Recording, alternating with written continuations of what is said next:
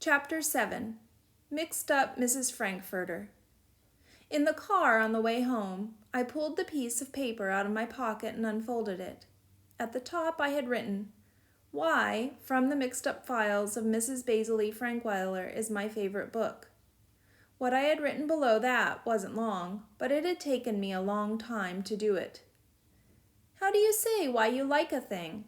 You can point to all the good parts, that you like how they ran away from home to a museum, that you like how Claudia packed her clothes in her empty violin case, that they slept in a big antique bed and took baths in the fountain, that they solved a mystery about an old statue. I like all that stuff about From the Mixed Up Files. But none of those is really the reason I've read it 13 times and still want to read it again. That's something bigger, deeper, more than all those things added together. How do you explain to someone else why a thing matters to you if it doesn't matter to them? How can you put into words how a book slips inside of you and becomes a part of you so much that your life feels empty without it? "Is that your speech?" Dad asked. "Why didn't you read it?" "Dang it, Amy Ann, I thought that was the whole reason we came all the way out here tonight. The whole reason we rearranged everybody's schedules. Your mother and I have a lot better things to do with our time." Hot tears poured down my cheeks, and I turned away so Dad couldn't see me. I tried to swallow a quiet sob, but Dad heard me. "Are you crying? Oh, Amy Ann, Dang it, I'm sorry. I didn't mean that. I know how hard it is for you to speak up."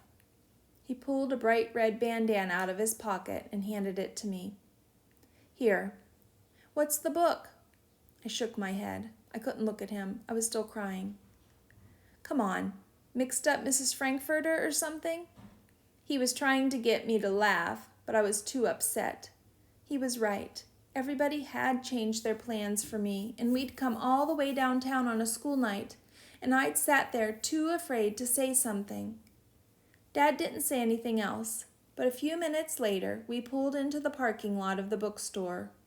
I hadn't even noticed we weren't driving home. "Come on," Dad said. "Clean yourself up now and let's see if they have your book." Inside, I told the lady at the register the name of the book, and she knew it right away.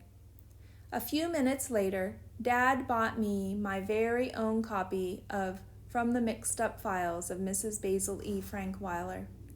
"There you go," Dad said. "Now it doesn't matter whether they have a copy in the library or not.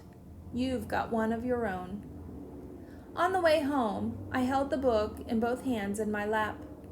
The cover was a little different from the one in the library, and the Newbery medal on the front wasn't real like the library one. It was just a picture of the medal, not a sticker you could run your fingers over and feel the bumps, even through the clear plastic cover.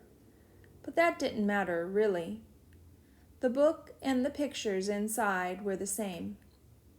I was glad to have my own copy, but I couldn't help thinking about that book that wasn't on the library shelves anymore, and how I would never have known From the Mixed Up Files of Mrs. Basil E. Frankweiler was my favorite book if I hadn't found it there in the first place.